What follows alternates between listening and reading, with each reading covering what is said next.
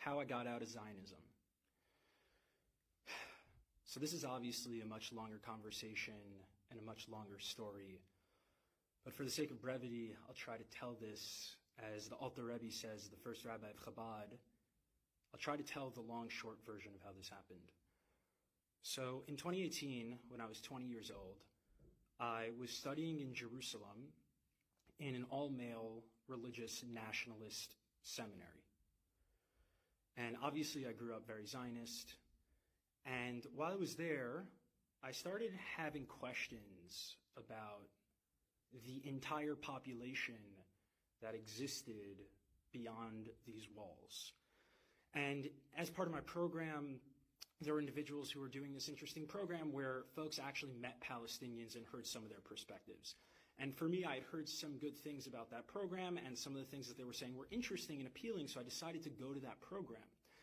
And I remember it was a Friday before Shabbos, and I was sitting there at 9 a.m. in Jerusalem, and a Palestinian man had come to speak to us. And he was describing how he had to get up at 4:30 a.m. to make it to Jerusalem at 9 a.m. Even though he lived in Ramallah, which is only like 7 miles away. So obviously my brain goes, well, that doesn't make any sense. Surely it shouldn't take you more than 4 hours to go 7 miles.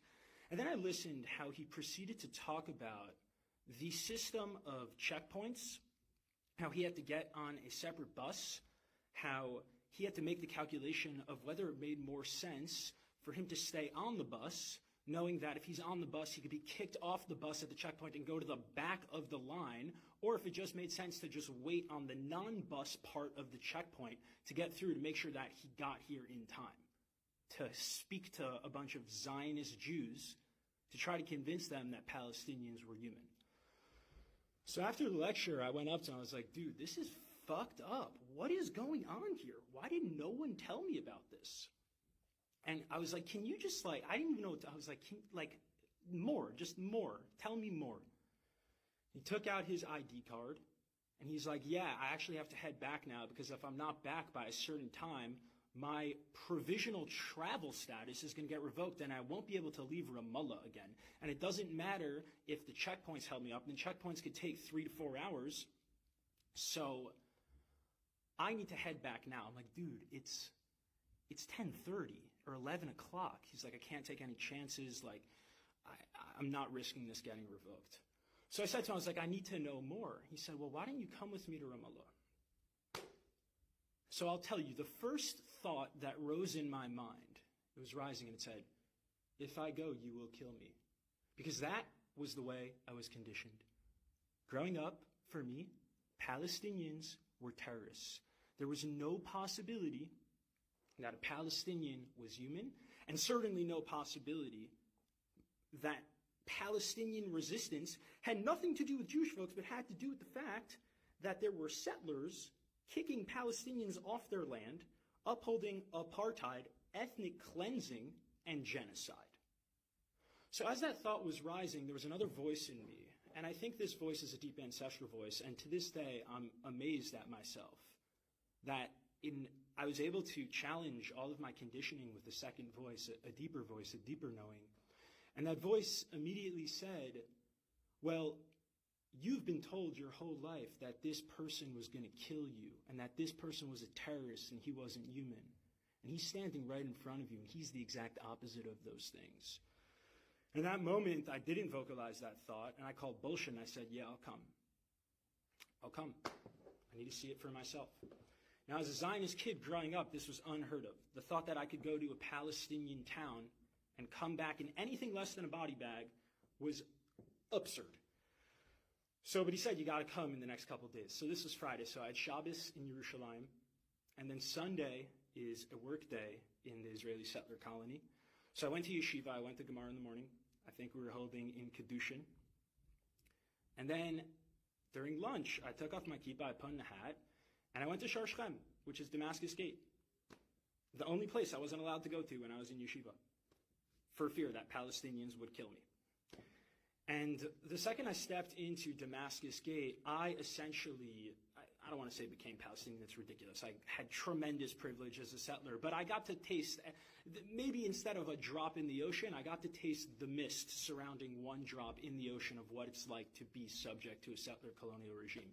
And I got on a Palestinian bus, and for me, I was like, well, this is interesting that it's a completely different busing system, but even more than that, it's like I, all of a sudden, was with the people who were supposed to kill me, and in fact, the very opposite happened, where when I was on a Palestinian bus, all of a sudden my sense of identity and belonging started to become Palestinian in terms of my sense of where my safety lies, and my sense of threat immediately became, holy shit, I'm on a Palestinian bus, I am being read as Palestinian in a fucking genocidal settler colony. I am about to go through an hour and a half of military checkpoints in knowing that this occupying army can do whatever they want to me, and the only protection I have is an American passport, which is way more than any Palestinian has, and I was still terrified.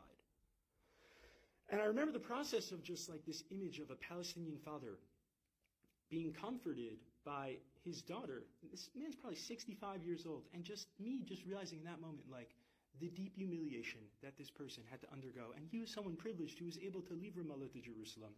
And I remember just going through the Columbia checkpoint, IDF soldiers coming on, harassing us. And I remember going into the Columbia checkpoint and being on the inside of the wall and seeing the beautiful graffiti and seeing that there was a graffiti of someone, a kid with a slingshot. And my Jewish brain at the time said, wow, this is amazing. The Quran and the Torah are so similar. They also have an image of King David with a slingshot. And then after that, the bus kept going, and the slingshot was pointed at an IDF soldier. And that's when it started to crumble for me, where I said, wait a second, who's who here? Who's David and who's Goliath? These are the same rocks that my ancestors used to resist oppression. And now these rocks of Palestine are being used by Palestinians to resist oppression too. And we have become our worst nightmare. I remember sitting in a bar in Ramallah. Sorry, the Israeli security apparatus, I don't remember who it was, but if you could find him for me, that'd be lovely, because I dearly miss him and he changed my life. I remember sitting in a bar in Ramallah, and this person just explaining to me, this beautiful Palestinian human just explaining to me, being so patient with me, speaking to a Zionist settler, speaking to me and just saying, like, dude, like, most people here have never seen Jerusalem. I'm like, what are you talking about? It's literally right there. It's like you have to be a male and 65 or older, or women 55 or older, or you need to have someone sponsor you for a work permit, but the only way they can sponsor you, there has to be an Israeli, and how the fuck is an Israeli going to sponsor you if they don't even know you exist because you're behind the wall? Again, maybe the regulations have changed. This was my experience 5 years ago. It's probably gotten worse. And I remember him saying to me, he said, Shlomo, what would you do? What would you do if your entire life, the only person of the occupying army that you saw, and the only interaction you ever had with Jews were IDF soldiers who came in and raided you and arrested you in the middle of the night, put you under administrative detention, tear-gassed your homes, cut off your water and electricity, arrested a bunch of your friends, and killed you and harassed you? He said, what would you fucking do? And I said, if you don't think that I would resist with every single fiber in my being, as long as I was alive, to liberate myself from this colonial hell, you are out of your fucking mind. I said, how dare you even ask me what I would do? I said, do you know my ancestry? Do you know who I come from? Do you know that my lineage? My grandfather survived Auschwitz, Reb Shimon Bar Yochai, Hanukkah. You think I wouldn't fight back? That was after 6 hours. Can you imagine what 18 years, what 30 years does to the psyche of someone like that? And y'all sit here and get confused with Palestinian resistance? Are you kidding me?